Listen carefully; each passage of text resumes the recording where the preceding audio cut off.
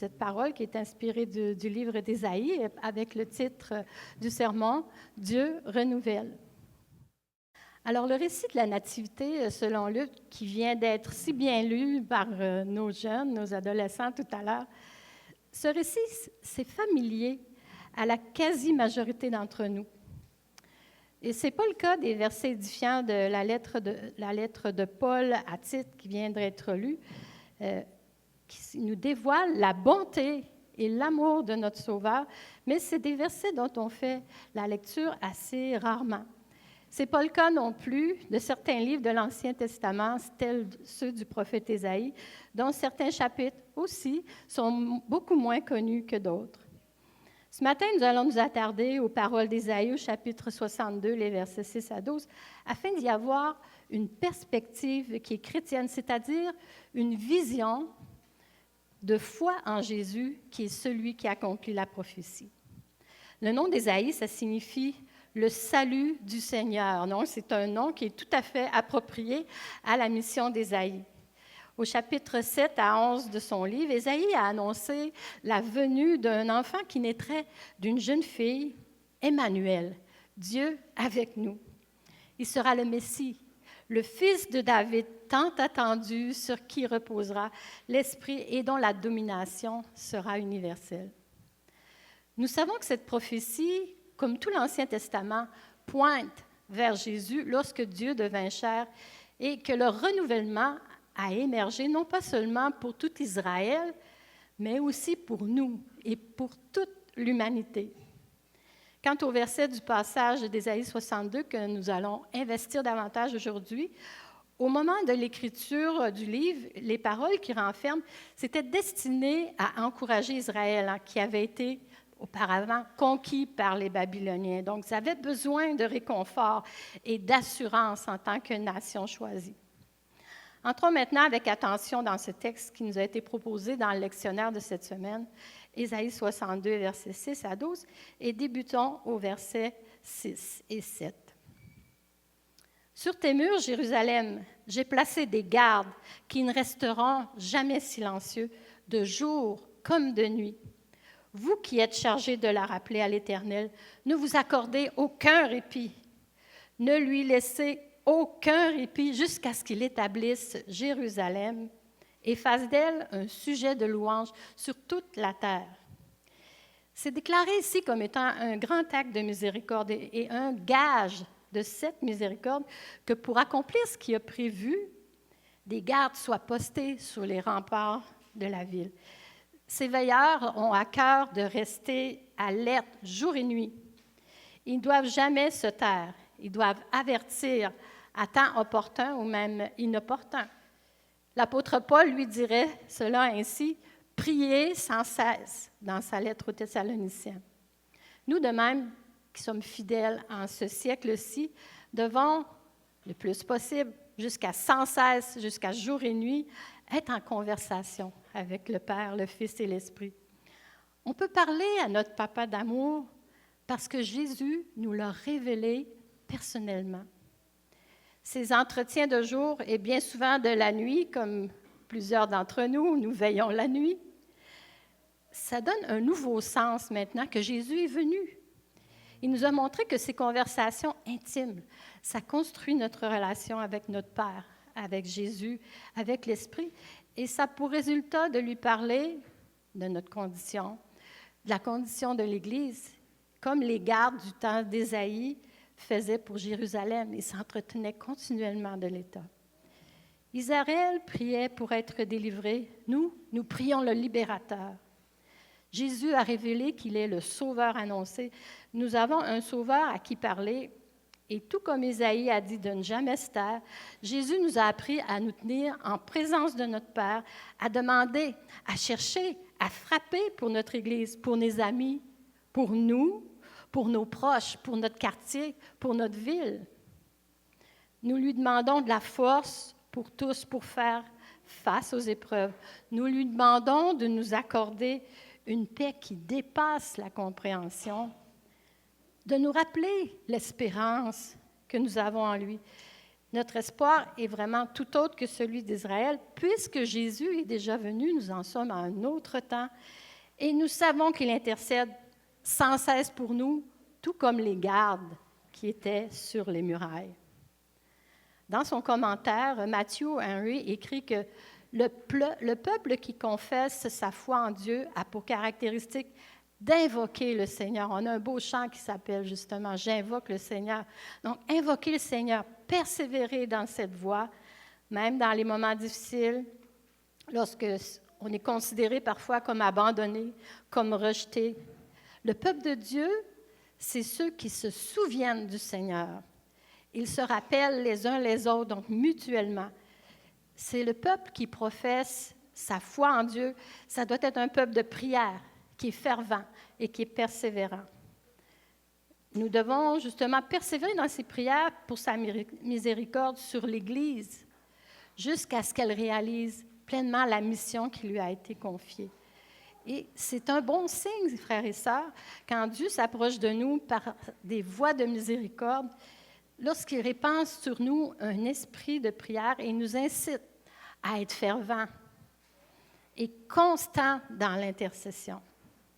Poursuivons au versets 8 et 9. L'Éternel a juré par sa main droite et par son bras puissant.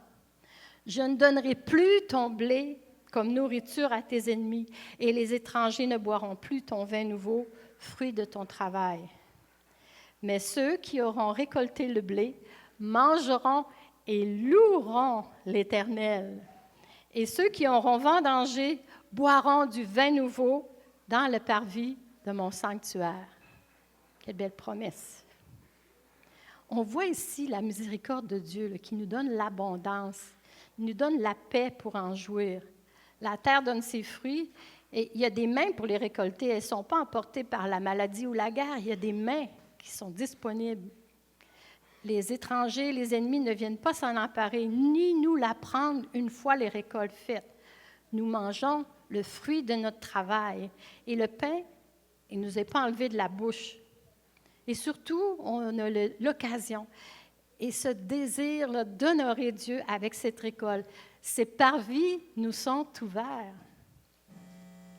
Lorsque le peuple de Dieu loue, alors la terre va donner ses fruits et cette prospérité va contribuer à faire de Jérusalem ou du peuple de Dieu un sujet de louange sur toute la terre. C'est là qu'il devient assez clair qu'Ésaïe parle d'une époque au temps d'Israël où ces choses n'étaient pas encore accomplies. Ce n'était pas encore venu. Et ça fait aussi référence au salut. Ésaïe dit qu'il vient et nous savons qu'il est déjà venu, Jésus, par son incarnation. Jésus est celui qui a apporté le salut à tous ceux qui le reçoivent. Notre Père renouvelle tous ceux qui acceptent Jésus comme Seigneur, comme Sauveur. L'incarnation de Jésus, sa naissance dans la pauvreté à Bethléem, a été le maillon qui a rendu toutes ces richesses réelles. Au verset 10, franchissez les portes, dégagez le chemin du peuple, préparez la route, enlevez les pierres, dressez un étendard vers les peuples. C'est un passage qui est vraiment rempli d'action. Il y a du travail, il y a des gens qui bougent, qui sont là pour le nom de l'Éternel. Et ça fait référence à la délivrance des Juifs de Babylone. Par cette image, Ésaïe prophétise en avance la grande rédemption accomplie par Jésus-Christ et cette proclamation de la grâce et de la liberté de l'Évangile qui va se produire par son intermédiaire. Le chemin sera ouvert pour ce salut. Toutes les difficultés seront levées et tout ce qui pourrait l'entraver sera écarté. Ce sont des promesses extraordinaires. Les prophètes qui sont venus avant ont préparé le peuple à cet avenir. Jean-Baptiste aussi a préparé la voie pour que le message de Jésus soit entendu. Autant entre les deux temps où nous en sommes maintenant, nous, et plus que jamais, il s'agit pour nous de participer avec Jésus à sa mission de salut. Les prophètes n'ont pas sauvé, Jean-Baptiste n'a pas sauvé, et nous ne sauvons pas. Mais nous témoignons tous du Sauveur, de Jésus.